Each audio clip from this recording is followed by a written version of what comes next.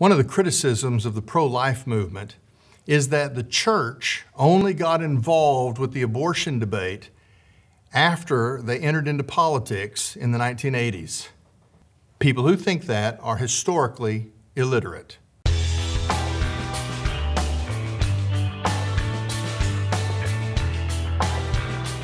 Almost 2,000 years ago, in a first century Christian document called the Didache, the church made clear its attitude about abortion. This manual of Christian discipleship said this: there are two ways, a way of life and a way of death. There's a great difference between them.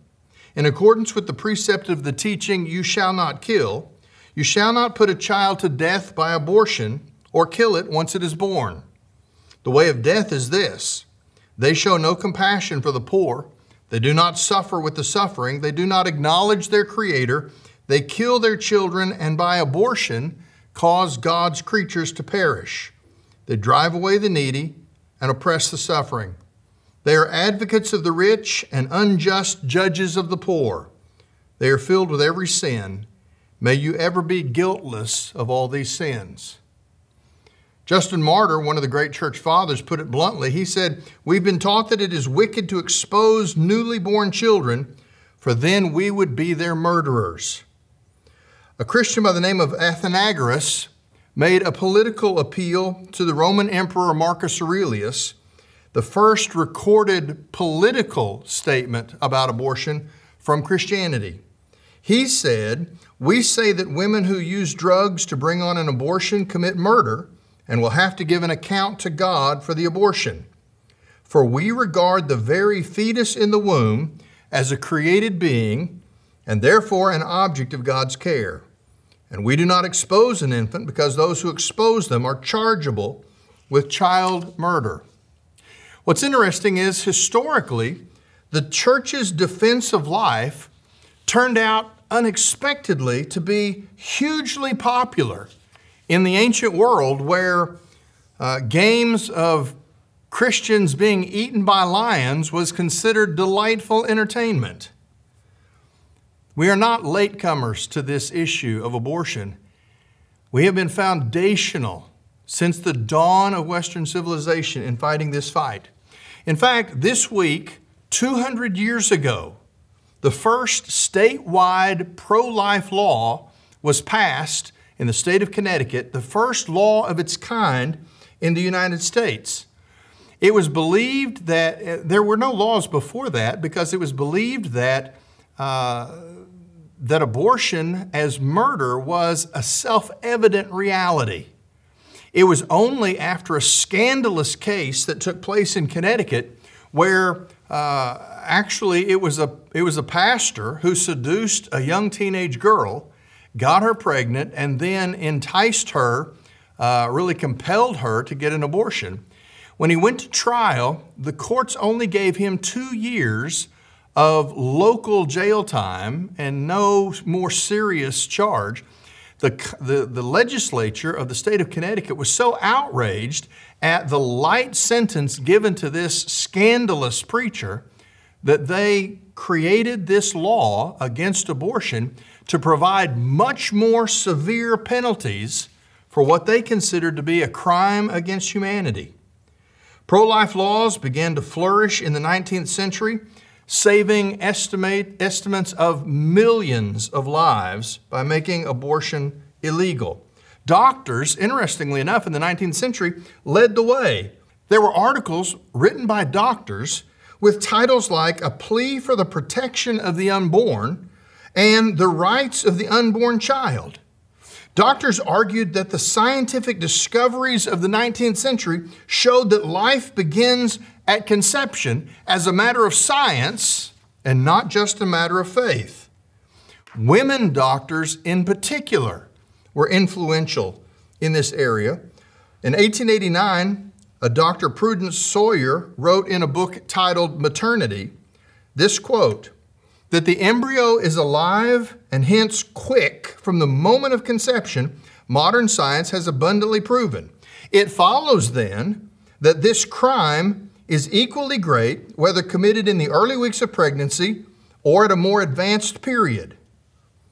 doctors argued that abortion was murder. And it wasn't based, as we say today, on the stage of development. The reality is, we don't have laws that change the definition of murder or the penalty for murder if you murder a 10-year-old, a 20-year-old, a 30-year-old, or a 40-year-old. Murder is murder. And so to end human life in the womb, the stage of development should have nothing to do with the reality of that crime. One doctor in the 19th century said this: "The influence of Christianity has ever been to banish the practice of abortion. But as Christianity becomes weakened or destroyed, this fearful evil reappears and extends." Folks, that's where we are today. Let me give you these numbers. In President Biden's new $1.9 trillion COVID-19 relief package, notice the title, COVID-19 relief package. Now, that implies that this bundle of money, almost $2 trillion, is to help the country get back on its feet after the COVID-19 pandemic. When you get inside that bill and break down where the money's going, you may not have heard, I'm sure the mainstream media hasn't told you, that in that $1.9 trillion, President Biden has proposed $467.8 billion, almost $500 billion of money made available for abortion and abortion businesses in that industry. Not only that, he's made this money available expressly excluding the prohibitions that are already set into law, like the Hyde Amendment and the Helms Amendment.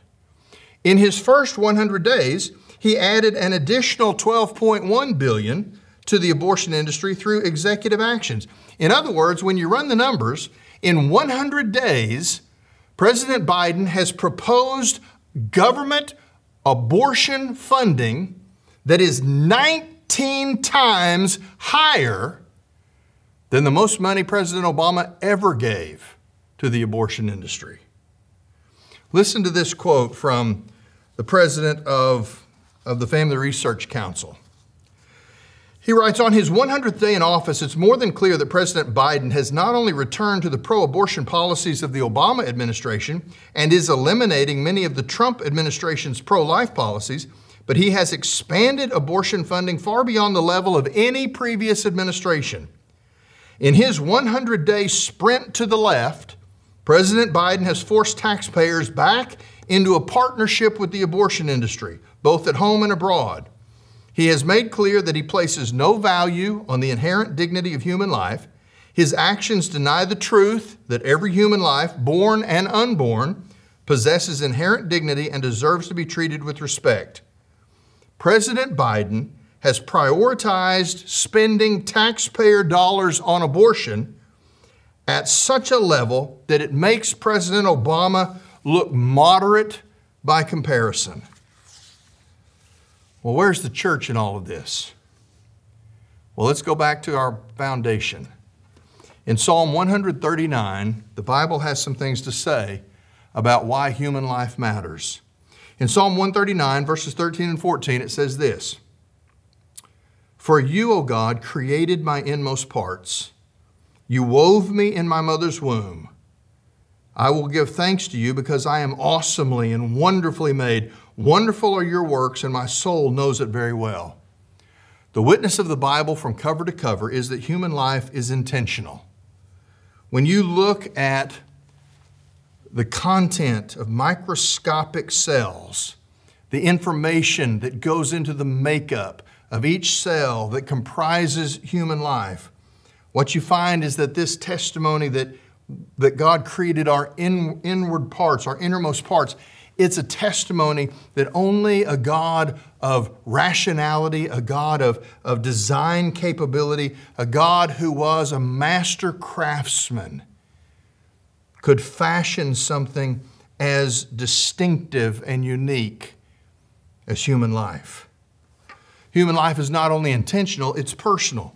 In verses 15 and 16, the psalmist says, "My frame was not hidden from you when I was made in secret and skillfully formed in the depths of the earth.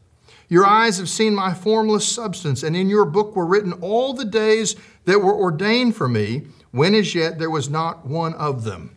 In other words, there's a poetic description here. When the psalmist says that I was formed in the depths of the earth, he's using a poetic description to describe the hiddenness of the womb. It was in that secret place that God fashioned and shaped and created. God does not leave the work of creation to some mechanistic form of nature that like a machine turning out parts for some complex machinery that just cuts them and sends them on. God Himself fashions each life in the secret place. The psalmist says, "All of my days are orchestrated circumstantially."